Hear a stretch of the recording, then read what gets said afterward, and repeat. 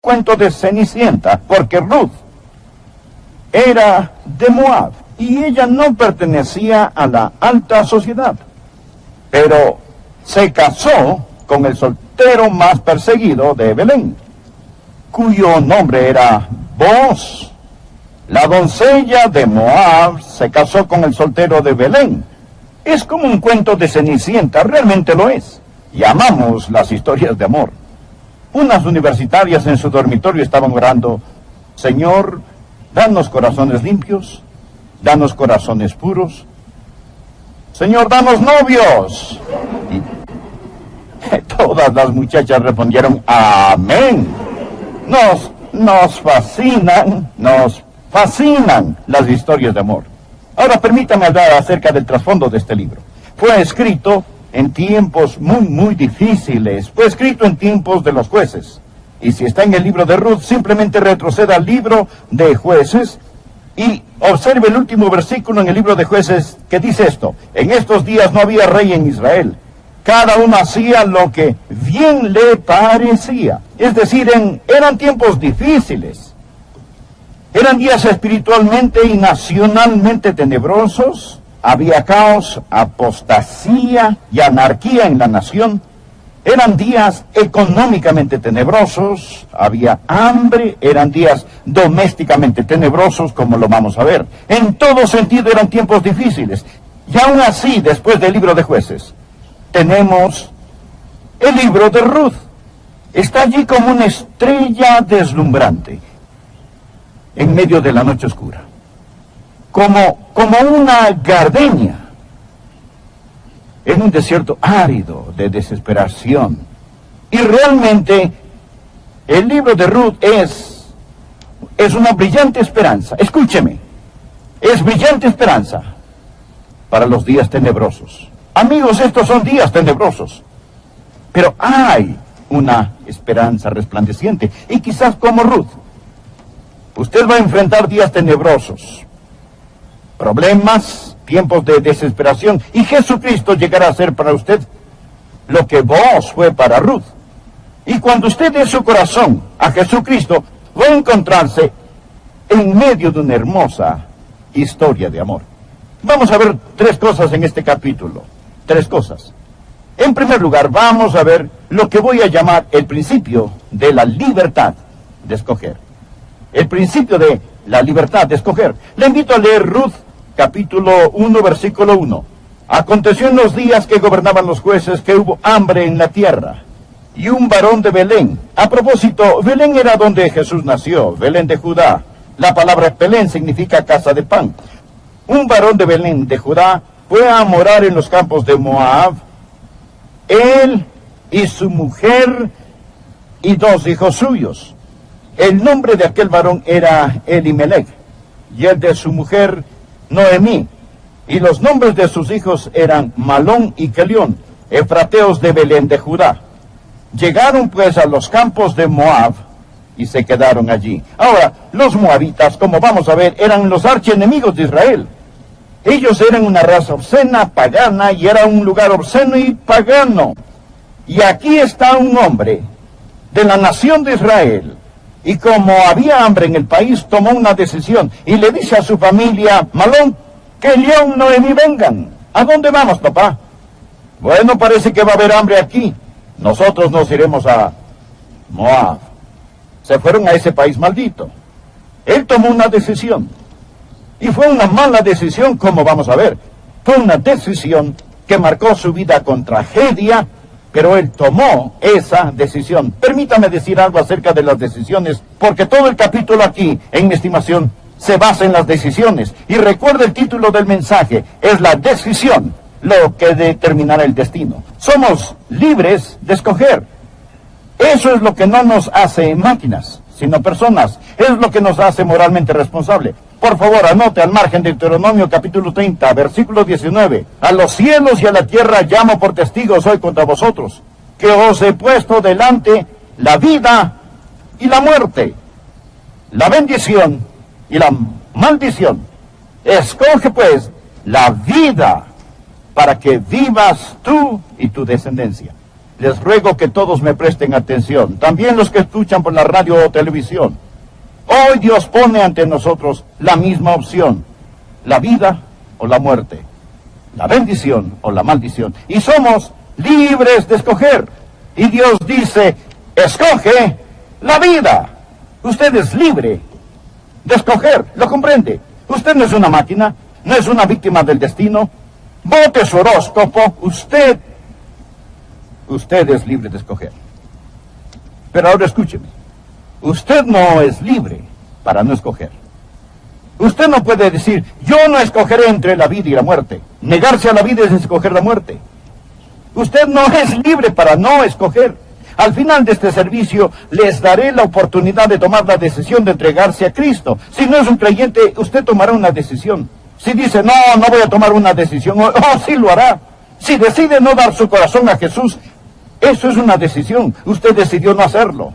Verá, rechazar a Cristo es escoger no tener a Cristo. No existe ninguna manera en que usted pueda escaparse de tomar una decisión hoy. Siempre escogemos. Jesús dijo, el que no es conmigo, contra mí es. Usted es libre de escoger. Usted no es libre para no escoger y usted no es libre de escoger las consecuencias de su decisión. Eso es muy importante. Usted es libre de escoger, pero no es libre de escoger las consecuencias de su decisión. Es libre de escoger lanzarse de un edificio de 10 pisos, pero después de que haya saltado del edificio, lo que usted escogió libremente hacer empieza a escoger usted. Usted no es libre de escoger las consecuencias de su decisión. Las personas hablan acerca de libertad, hablan del amor libre, pero no son libres de escoger las consecuencias. Actualmente lo estamos viendo en el país hoy. La vil epidemia de enfermedades venéreas y preciosos bebitos que deberían nacer en hogares llenos de amor. Muchos pasan por la fábrica del aborto. Ellos hablan de su libertad de escoger. ¿Por qué no terminan esa frase? Su libertad de escoger asesinar a un bebé. Libertad de escoger. Ellos dicen, decidimos no tener este bebé. No. Usted no es libre. Simplemente es libre.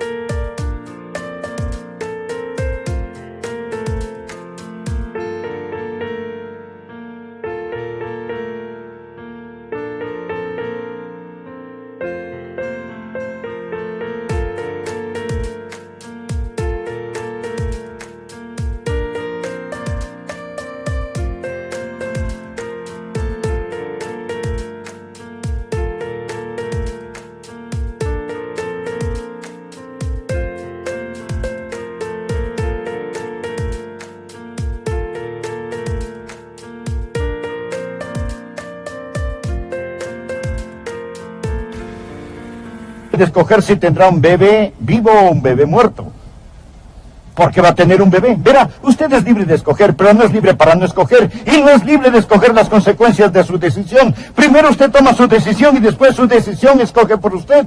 El primer punto que quiero que usted entienda es el principio de la libertad de escoger. El segundo punto en este capítulo. Primero, el principio de la libertad de escoger. Número 2, los problemas de una decisión equivocada. El principio de la libertad de escoger, el problema de una decisión equivocada. Ahora, lo que este hombre hizo fue entrar en la tierra de Moab cuando él no tenía por qué ir ahí.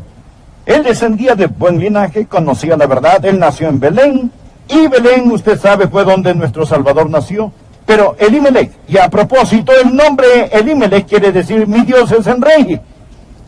Él evidentemente tenía una familia maravillosa porque descendía del tipo de herencia que le dio un nombre como ese. ¿Por qué razón tomó una mala decisión? Estamos hablando acerca de los problemas de una decisión equivocada. El versículo 1 nos dice que había hambre en la tierra. Él estaba siendo motivado por lo físico y no por lo espiritual. Y Satanás había susurrado en su oreja, Elimelech, un hombre tiene que vivir. Sabía que eso es una mentira. No tenemos necesariamente que vivir, sino que morimos y después comparecer ante Dios. Pero lo que Elimelech hizo fue decir, mire, yo sé lo que Dios ha dicho, sé que Dios ha prometido bendecirme, pero tengo que cuidar de mí mismo. Y puso lo físico sobre lo espiritual. ¿Cuál fue la consecuencia de esa decisión? Fue la muerte. Mire por favor el versículo 3. Y murió Elimelech, marido de Noemí, y quedó ella con sus 2 hijos, los cuales tomaron para sí mujeres moabitas. El nombre de una era Orfa y el nombre de la otra Ruth, y habitaron allí unos 10 años, y murieron también los 2, Malón y Kelión, quedando así la mujer desamparada de sus 2 hijos y de su marido. Ahora, ¿por qué salió? ¿Por qué dejó Belén? Él dejó Belén porque tenía miedo de no poder sobrevivir. Y él dejó la casa de pan y entró en el territorio del diablo. Elimelech tuvo la motivación equivocada, el método equivocado, y llega ya. ¿Y qué le pasa? Se muere. ¿Y qué le pasó a sus muchachos por los cuales tanto se preocupó? Murieron. ¿Sabe lo que esto me dice, amigo? Amigo, usted no puede huir. Usted necesita ponerse en paz con Dios. Ahora, quiero pasar al tercer y más importante punto de este mensaje. Deseo que vea las bendiciones. Quiero que vea el poder de una decisión sabia. Por favor, empecemos en el versículo 7. Salió pues del lugar donde había estado, está hablando de Noemí, y con ella sus 2 nueras, y comenzaron a caminar para volverse a la tierra de Judá. Y Noemí dijo a sus 2 nueras, andad, volveos cada una a la casa de su madre. Jehová haga con vosotras misericordia, como la habéis hecho con los muertos y conmigo. Os conceda Jehová que halléis descanso, cada una en casa de su marido. La palabra descanso en hebreo literalmente significa seguridad, provisión. Luego las besó, y ellas alzaron su voz y lloraron. Bueno, ya sabe usted, cuando hay un grupo de mujeres juntas, eso es lo que van a hacer. Así que están llorando. Y le dijeron, ciertamente nosotras iremos contigo a tu pueblo. Ambas, Orfa y Ruth, dijeron, no, nosotros nos iremos contigo. Ahora veamos el versículo 11. Y Noemí respondió, volveos, hijas mías, ¿para qué habéis de ir conmigo? ¿Tengo yo más hijos en el vientre que puedan ser vuestros maridos? Volveos, hijas mías, e idos, porque yo ya soy vieja para tener marido.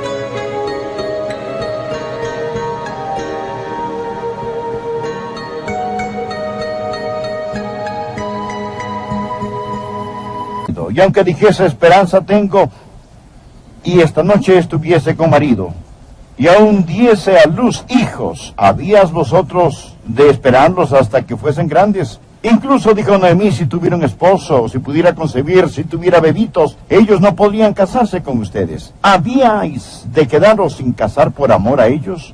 No, hijas mías, que mayor amargura tengo yo que vosotras, pues la mano de Jehová ha salido contra mí.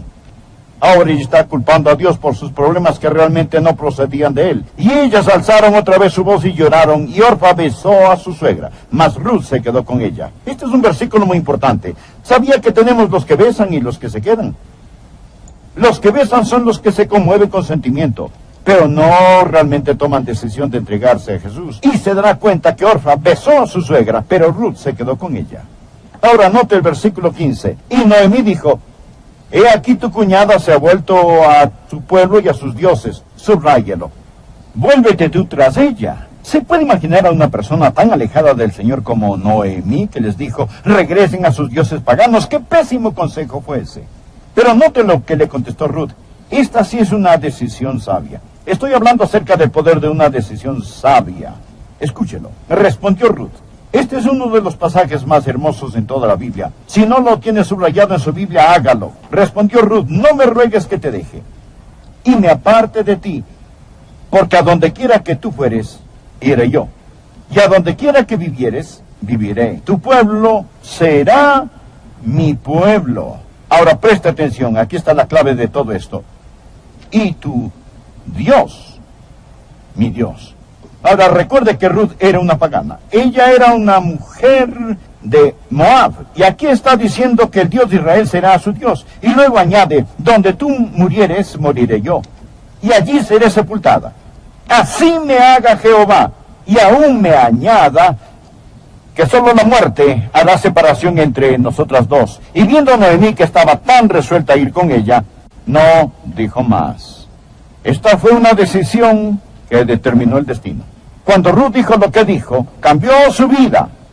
Y escuche, no solo cambió su vida, sino que cambió la mía. ¿Sabía que Ruth, esta muchacha pagana, llegó a ser un antepasado del Señor Jesucristo, de acuerdo a la carne? Ella se emparentó con la línea real y, según la carne, ella llegó a ser parte de la casa de David. Ella tenía tanto en su contra. Tenía una vida maldita. La Biblia enseña que había una maldición sobre ella. Deuteronomio 23, versículo 3. No entrará amonita ni moabita en la congregación de Jehová, ni hasta la 10ª generación de ellos. No entrarán en la congregación de Jehová para siempre. La ley dice, déjenla afuera. No es digna. Tenía una vida maldita. Y vamos a ver que lo que la ley no pudo hacer. Dios abrió la cortina de la noche, dejándola abierta con la estrella de la esperanza, porque esta mujer tomó una decisión sabia. Este es todo el mensaje. Aquí tenemos todo el mensaje. Espero que lo entienda, espero que lo capte. Hoy estamos hablando acerca de la decisión. Es la decisión lo que determina el destino. Existe el principio de la libertad de escoger. Usted...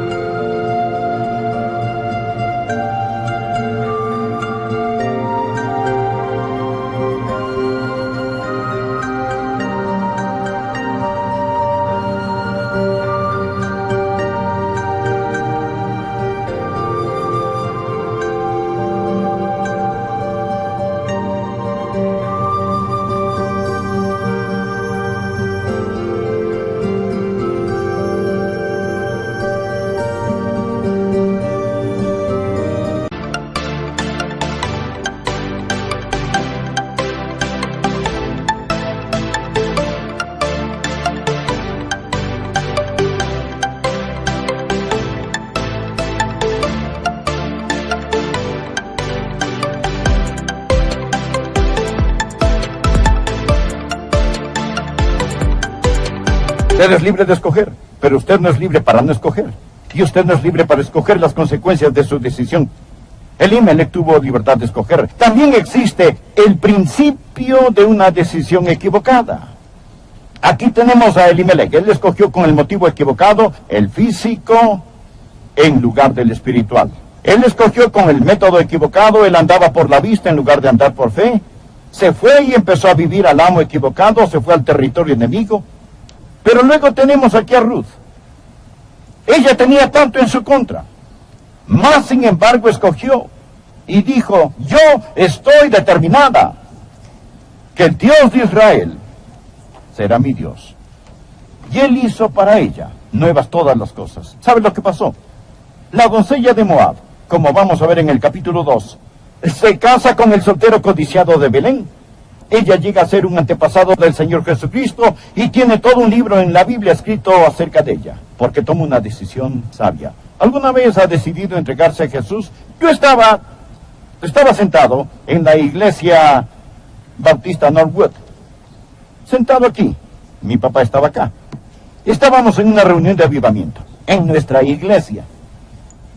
Yo nunca había ido a una iglesia. Quizá visité una o dos veces, pero alguien invitó a mis padres a una reunión de avivamiento. Ahora yo nunca fumé marihuana, o he sido adicto a las drogas, o algo así, ni cometí inmoralidad sexual. Pero yo sabía lo que era decir mentiras y tomar el nombre de Dios en vano, y tomar cosas que no me pertenecían, hacer trampa en la escuela, me metí en peleas callejeras. Necesitaba ser salvo, se lo garantizo. Mi papá estaba sentado aquí. No podía creerlo. Ahí iba mi papá. Yo amaba a mi papá, lo respetaba, él fue un gran hombre, pero no conocía a Jesús. Pero cuando mi papá se levantó, fue como si me clavaran una daga en el corazón. Y pensé, bueno, si mi papá necesita salvarse, ciertamente yo también lo necesito. Y también pasé adelante, detrás de mi papá. Dijeron, bien, ahí viene Adrián. Y nos alegramos de verlo pasar.